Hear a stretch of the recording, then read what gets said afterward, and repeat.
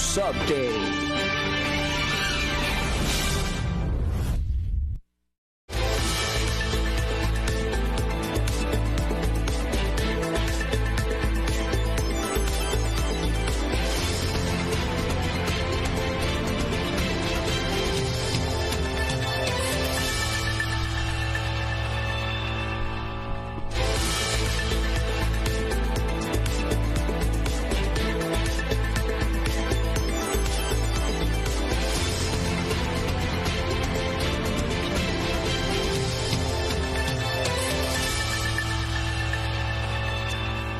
Pinagpala ang bayan na ang Diyos ay ang Panginoon. Magandang hapon Luzon, Visayas at Mindanao. Magandang hapon Pilipinas kong mahal. Welcome na naman po tayo sa ating Spin Media News Updates ngayong hapon. Ngalan po ng ating station manager, Ma'am Carmen Selva Abrigoso. Sa ating station owner, Sir Gus Abrigoso Jr. Sa ating technical, Sir Eman Quijano. Po si Rasir Almorpe maghatid ng Spin Media News Updates.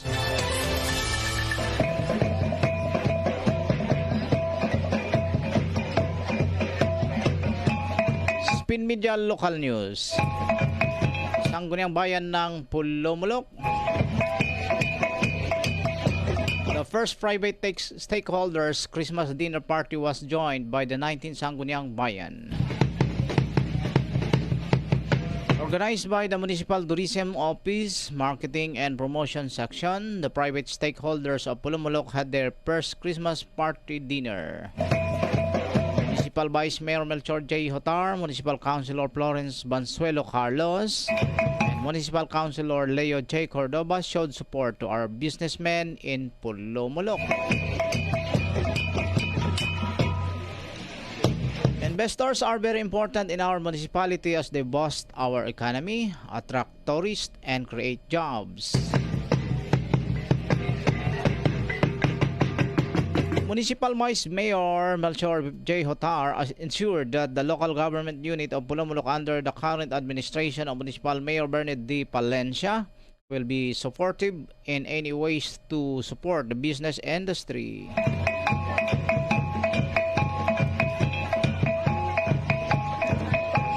The Office of the Vice Mayor is open for any proposals and collaboration to support our businessmen in situations where legislation is connected.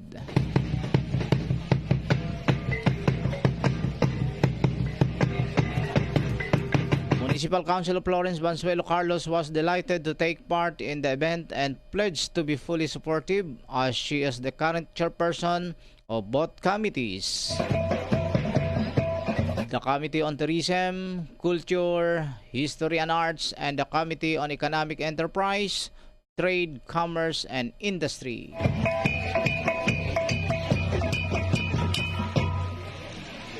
A good collaboration with the public and private sector will highly influence progress towards the cityhood of Polomolok in the near future.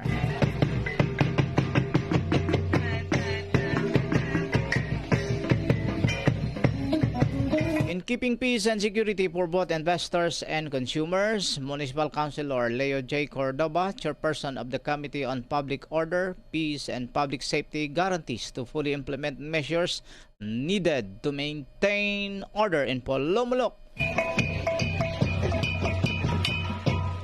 Being the chairperson of the Committee on Rules, Good Government and Oversight, he promised to be at the service of our business owners in cases where legislation is needed for their benefit.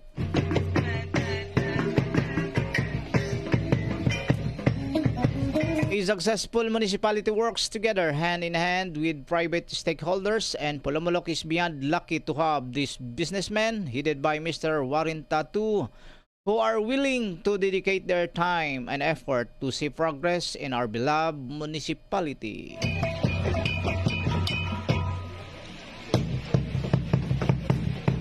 Special thanks to the staff of the Municipal Tourism Office, Marketing and Promotion Section for organizing another successful event.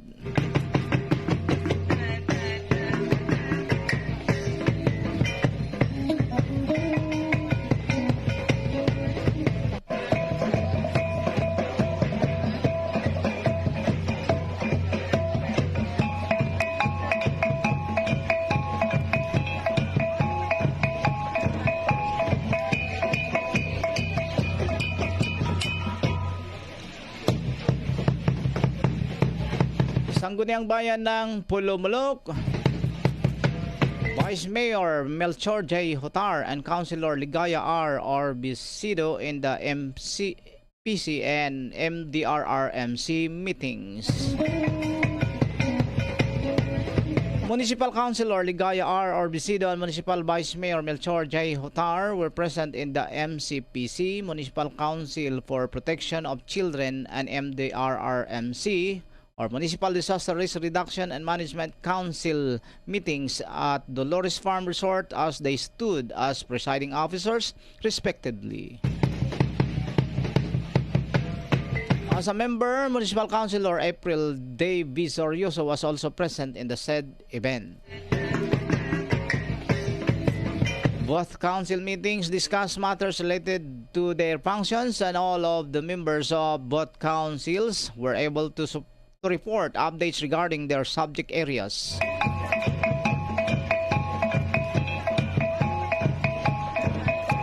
Municipal Vice Mayor Melchor J. Hotar is the MDRRMC Vice Chairman, while Municipal Councilor Ligaya R. Arbisido is the MCPC Vice Chairperson for being the Committee Chairperson of the Committee on Women, Family, Children's Welfare, and Gender Equality. Also present was Municipal Councilor April Day Visorioso, is also a member of the Committee on Women, Family, Children's Welfare, and Gender Equality.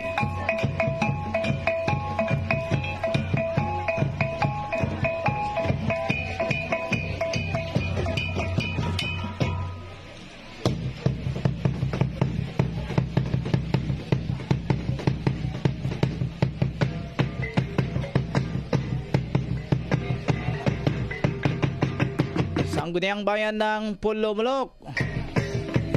The community outreach of LGU Polomolok in Barangay Sumbakil, 19th Sangguniang Bayan showed support. In the series of scheduled community outreach programs by the LGU Polomolok, as one of the programs of Municipal Mayor Bernard D. Palencia, our Municipal Vice Mayor Melchor J. Hotar, Municipal Councilor Florence Bansuelo Carlos, and Municipal Councilor Eliasar G. Hovero were present in Barangay Sumbakil to give support. Services were given to our constituents in Barangay Sumbakil, such as healthcare, legal advice, and other provided by the LGU Polomolok and other public and private agencies. Thanks to the Office of the Mayor, 19 Sangguniang Bayan members, MSWDO, MDRRMC, UMAG, MHO, MCR, PAW, 10SCF, and other offices that are partners of the LGU in community building.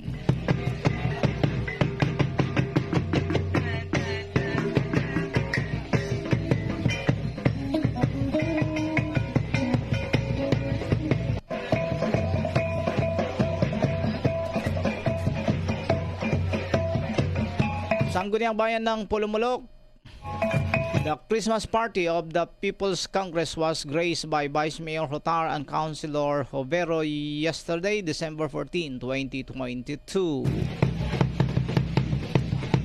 Held inside the Polomolok Municipal Gymnasium, the People's Congress of the Sustainable Livelihood Program Bagong Pag-asa, or SLP-BP, was attended by various care groups in Polomolok.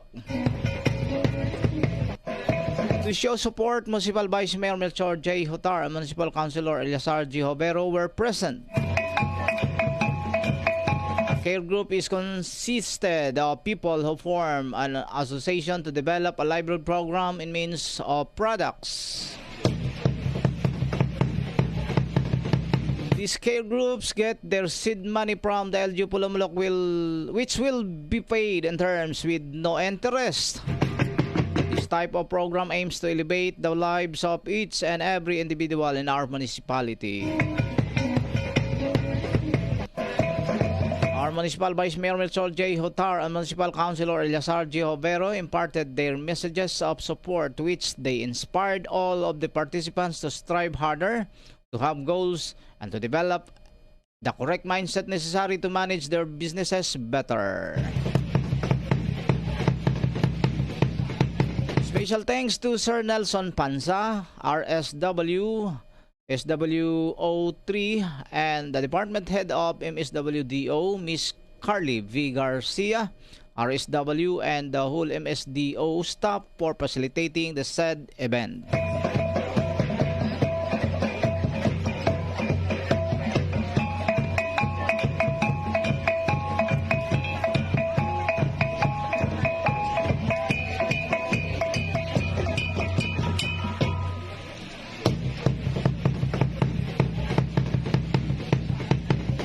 Sangguniang Bayan ng Polomolok, Municipal Vice Mayor Melchor J. Hotar joined the OMAG for the distribution of farm inputs to rice farmers yesterday, December 14, 2022. 75 rice farmers from Barangay Corondal proper, Sumbakil, and Lumakil received farm inputs purchased by the LGU as an initiative of Municipal Mayor Bernard D. Palencia. Municipal Vice Mayor Melchor J. Hotar joined the said event to show support and to inspire them to become more productive farmers in our municipality. The farm inputs that were distributed were the following: complete fertilizers, ammonium phosphate, fungicide, and insecticide. Special thanks to the Office of the Municipal Agriculturist, headed by Municipal Agriculturist Mr. Roberto C. Katapang Jr., licensed agriculturist, and his staff for a successful and orderly distribution in the Municipal MRF or Material Recovery Facility in Purok Matinao, Barangay Silway 8.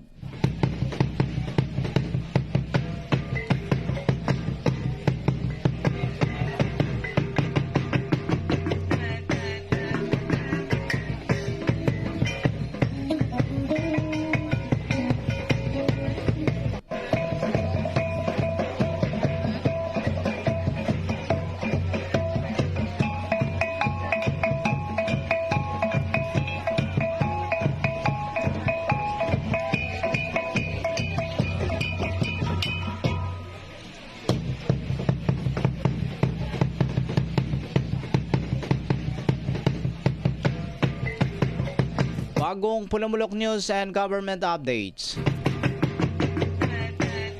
The local government units or LGUs of Zamboanga del Norte and Lanao del Sur graced the municipal office of Polomolok last Tuesday, December 13.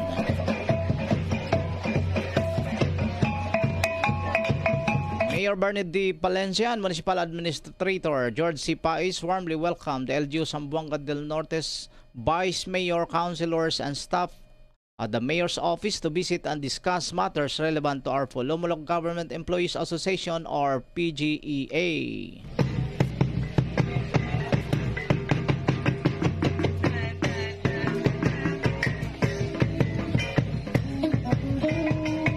After Mayor Palencia's meaningful discussion with guests from Zamboanga del Norte, he also exchanged ideas with representatives of LGU Lanao del Sur who have visited Polomolok to benchmark on the medical facilities and to observe the municipality's best healthcare services.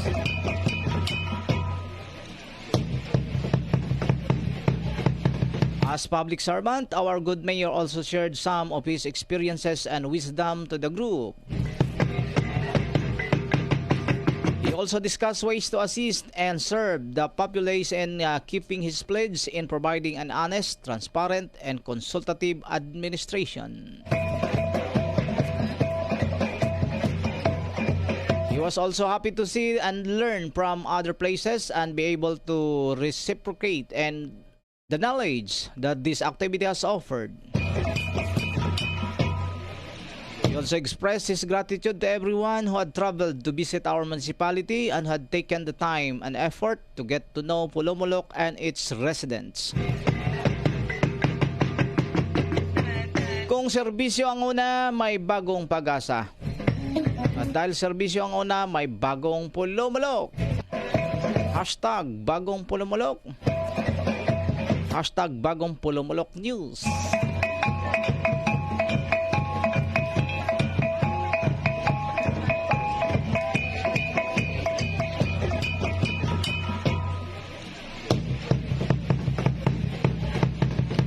Bagong Polomolok News Updates.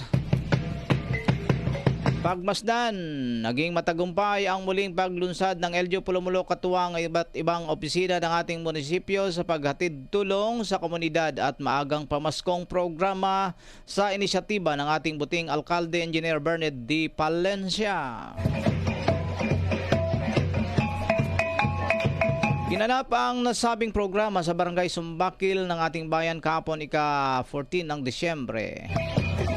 Paghatid ng tulong at serbisyo ay talaga namang naging masaya kung saan ay iba't ibang sangay o opisina ng ating munisipyo ay nagbigay ng kanilang mga serbisyo. Bumalo at nagpaabot ng suporta at nagbigay ng kanilang mensahe o mensaheng nagbigay inspirasyon si Vice Alcalde Melchor Inday Hutar, Elazar Overo at ang mga taga-pangasiwa ng iba't ibang opisina na nagbibigay ng serbisyo. Nagabot ng ayudang pagkain kagaya ng bigas, dilata, ulam at marami pang iba. Bukod sa mga ayudang pagkain ay riyan ang OMAG, Office of the Municipal Agriculturist, na nagabot ng mga punla at iba't ibang uri ng pananim, mga pataba para sa halaman at gabay kung paano ito mapapalago. Nariyan din ang PAO or Public Attorney's Office na nagbigay ng samot-saring serbisyo legal. Di naman nagpauli sa pagsiservisyo ang MCR or Municipal Civil Registrar kung saan kanila namang tinulungan at ginabayan ang ating mga kabayan na hindi pa nakakaroon ng dokumento ng pagkasilang, kasal at iba't iba pang dokumentong pagkakilanlan. Kasama sa mga ahensya at opisina ang nagpaunlak at nagbigay ng kanilang tulong at serbisyo ang MSWDO or Municipal Social Welfare and Development Office na siyang nagbigay ng pagpapayo ukol sa karapatang sibil, partikular ang proteksyon para sa kababaihan at mga kabataan. Sumuporta naman ang MHO or Municipal Health Office, MDRRMO or Municipal Disaster Risk Reduction Management Office, Kapulisan, PNP Polomolok at ang 10th SFC Kasundaluhan. Sa bagong Polomolok, kung serbisyo ang una, may bagong pag-asa.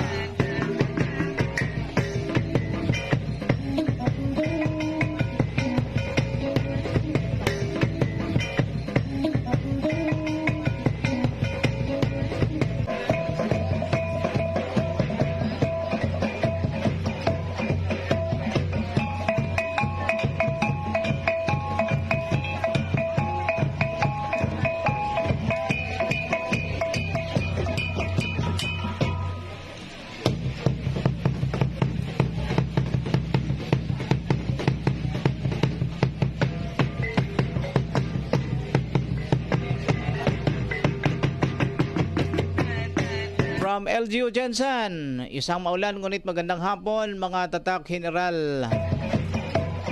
Malamig na ang panahon kasabay ng paparating na Pasko at ano nga bang mas masarap na gawin sa panahon ng taglamig kung hindi ang uminom ng mainit na kape.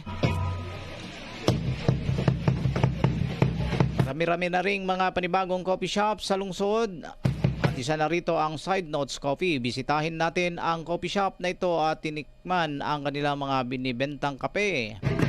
Abangan ang iba pang mga segment tatak general sa aming ipapalabas tuwing Martes at Huwebes.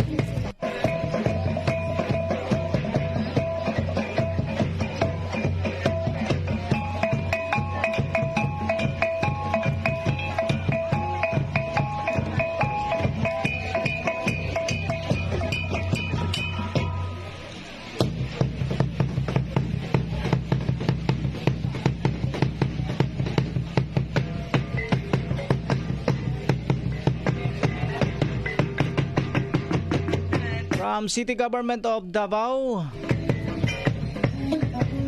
Pasko Kumbira sa City Hall is finally back. After 3 years, the annual Christmas Fun celebration for all city government and employees is happening again on December 16, 2022, 4 p.m. at Rizal Park. All city government employees are encouraged to witness and support our very own co-workers perform during the kasadya o pasundayag sa Pasko, ang Christmas variety production, and of course participate in the much awaited Pasko Kumbira raffle draw.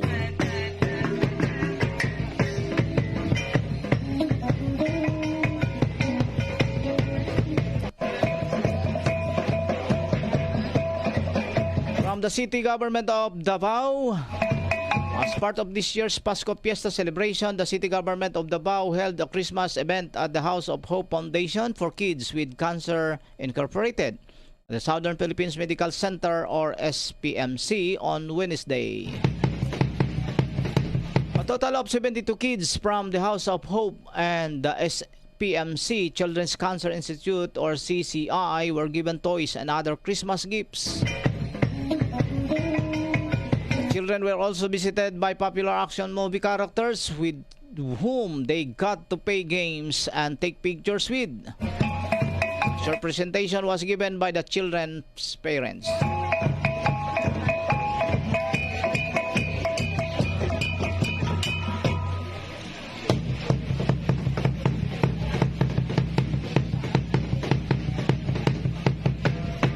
From the city government of Davao, congratulations Davao City for being conferred by the National Disaster Risk Reduction and Management Council or NDRRMC with the Gawad Kalasag Seal of Excellence and declared as fully compliant for garnering a rate of 2.23 in the Gawad Kalasag Seal for local disaster risk reduction and management councils and offices or LDRRMCOs category for current year 2022. Davao City is found to be generally adherent to the standards for the establishment and functionality of the LDRRMCOs as prescribed in the Philippine Disaster Risk Reduction and Management Act of 2010 or the Republic Act number 10121.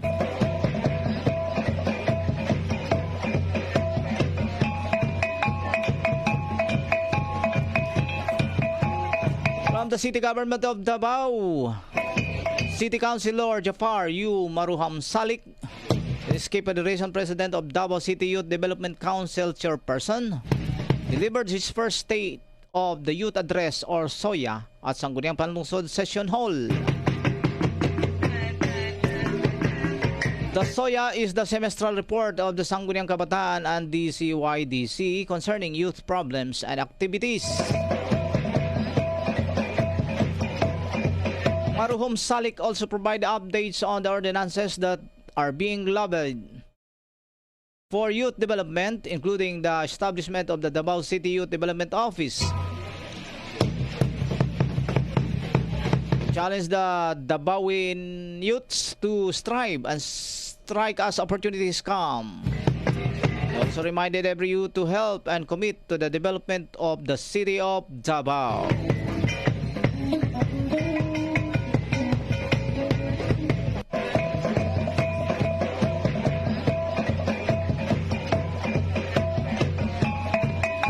Davao City Planning and Development Office, the Agdao Farmers Market Phase 2 is at 93% ongoing construction.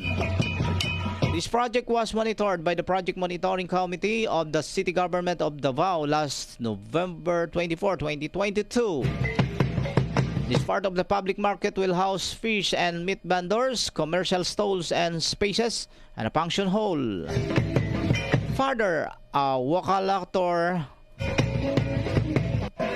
and elevator will be installed to provide convenience to all market goers.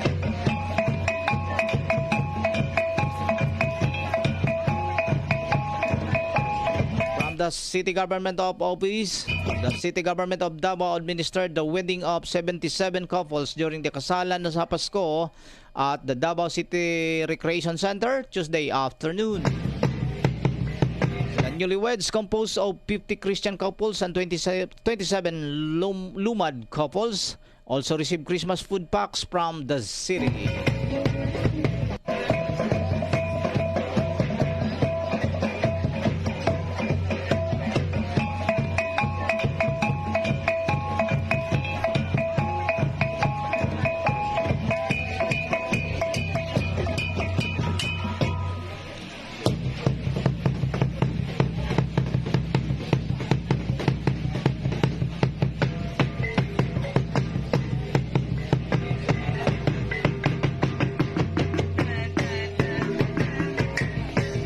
Spin Media News Updates, Police Regional Office 12. The Sarangani Police Provincial Office headed by Police Colonel Nicomedes P. Olaivar Jr., Provincial Director, responded promptly to the fire incident that occurred at Lucy's Agritourism, Barangay Kawas, Alabel, Sarangani Province, owned by Mrs. Lucy Bicar. The team responded quickly to save lives, properties, and to control the spread of fire. Service with a heart. Ang pangarap nyo ay pangarap ko rin.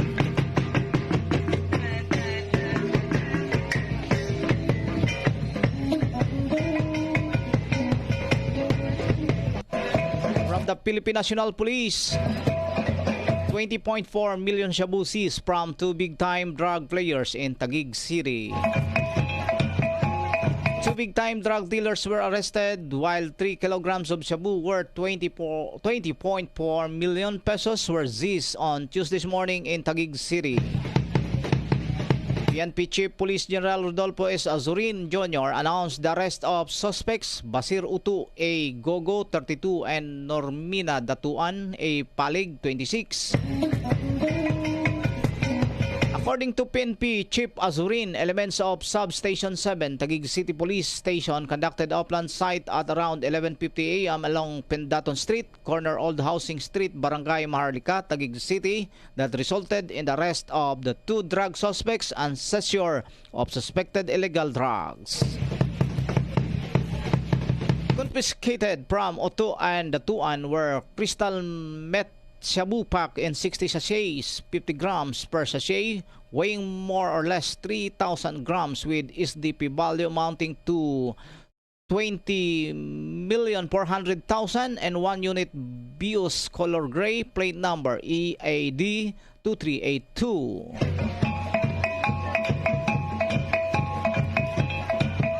Uto is the leader of criminal gang. Uto group responsible in the proliferation of illegal drugs in Taguig City and nearby cities in Metro Manila. Charges of violations of Section 5, selling, and Section 11, possession of Republic Act 9165, otherwise known as the Comprehensive Dangerous Drugs Act of 2002 were filed against the two suspects. The confiscation of these illegal drugs through Oplan Sita manifest the keen resolve of the PNP in pursuing the national government's flagship program against illegal drugs. We in the PNP will do our part to free our society from the claws of drug abuse, Chief PNP Police General Azurin said. Hashtag life is beautiful, hashtag kaligtasan yung sagot ko, and hashtag tulong-tulong tayo.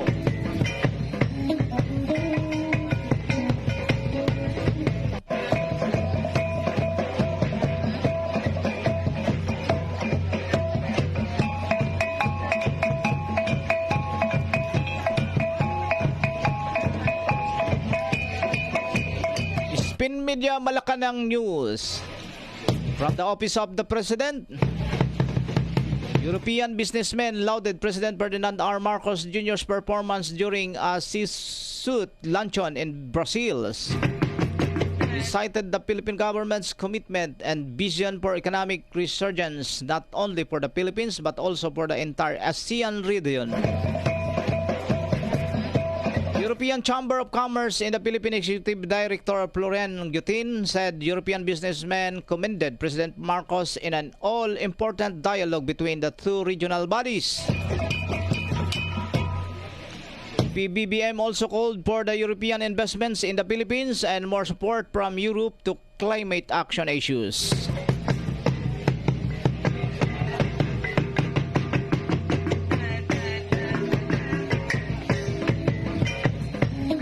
President Ferdinand R. Marcos Jr. and European Commission President Ursula von der Leyen hold a bilateral meeting in Brussels, Belgium on December 14, 2022.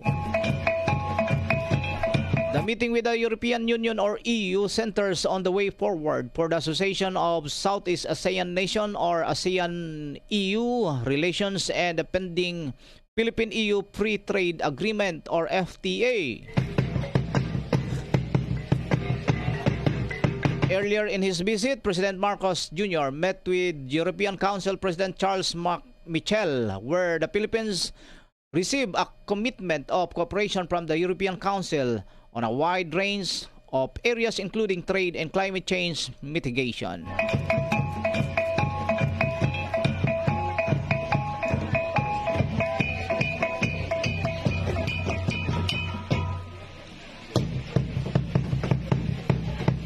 From the Office of the President, President Ferdinand R. Marcos Jr. discussed with the business leaders of the French multinational company OSEA to discuss investment opportunities in the Philippines. OSEA is specializing in maritime safety, security, navigation, shipbuilding, and integrated logistics support. Proposed investing 1 billion pesos to build a shipyard in the Philippines, creating 500 to 600 direct and indirect jobs.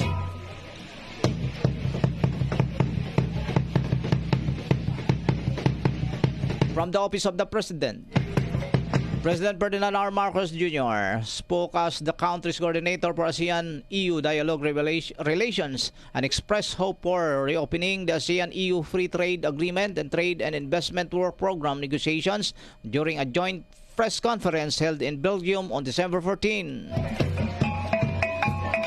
PBBM issued the request in light of how the EU member states and financial institutions joined in fighting the health, social, and economic impact of the pandemic in ASEAN, persuading that the global hurdles can be overcome by fostering an ASEAN-EU cooperation.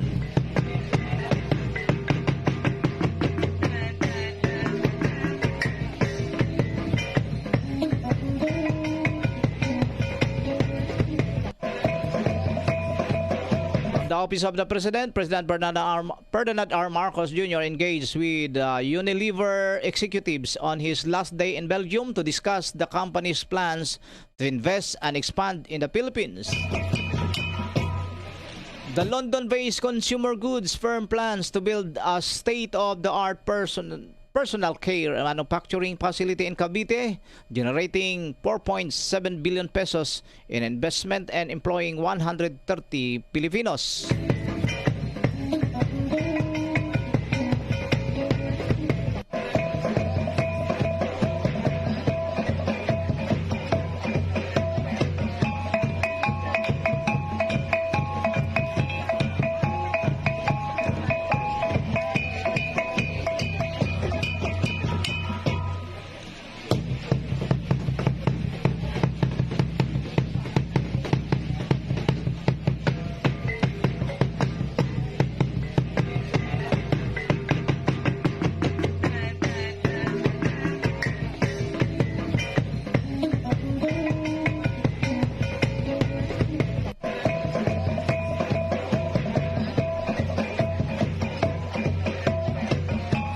Media weather updates. Soxargen local weather forecast December 15, 2022 issued at 6 a.m. Intertropical Convergence Zone or ITZC. Localized thunderstorm affecting Soxargen region.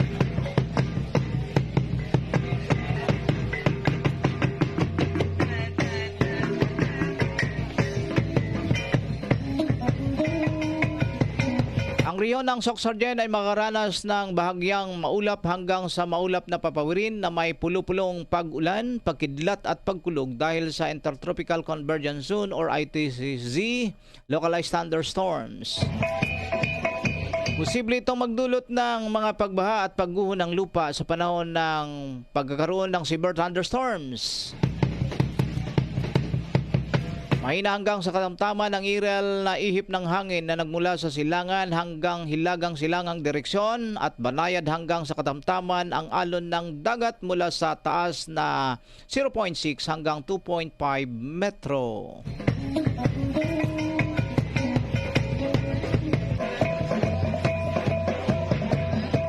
Forecast temperature range over of General Santos City, maximum temperature today 32.0 degrees.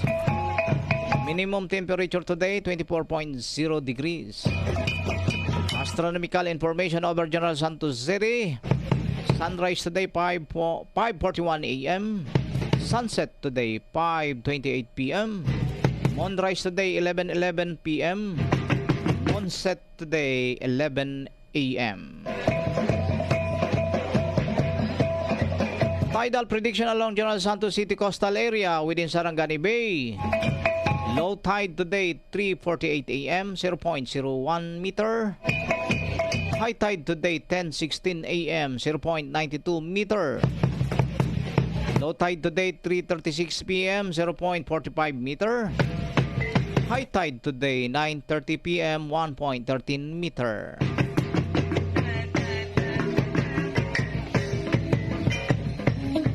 Bayan Malungon River Basin Flood Forecasting and Warning Center, DEOST Paga sa General Santos Complex Station.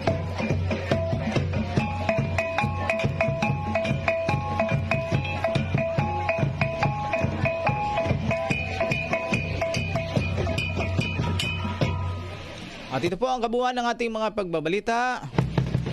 Sa ngalan po nating Station Manager Ma'am Carmen Selva Abrigoso, sa ating Station Owner Sir Gus Abrigoso Jr., sa ating Technical Sir Eman Quijano, ito po si Drasir Almorpe ang naghahatid ng Spin Media News Updates. Hanggang bukas muli, maraming salamat and may the Lord God bless us all.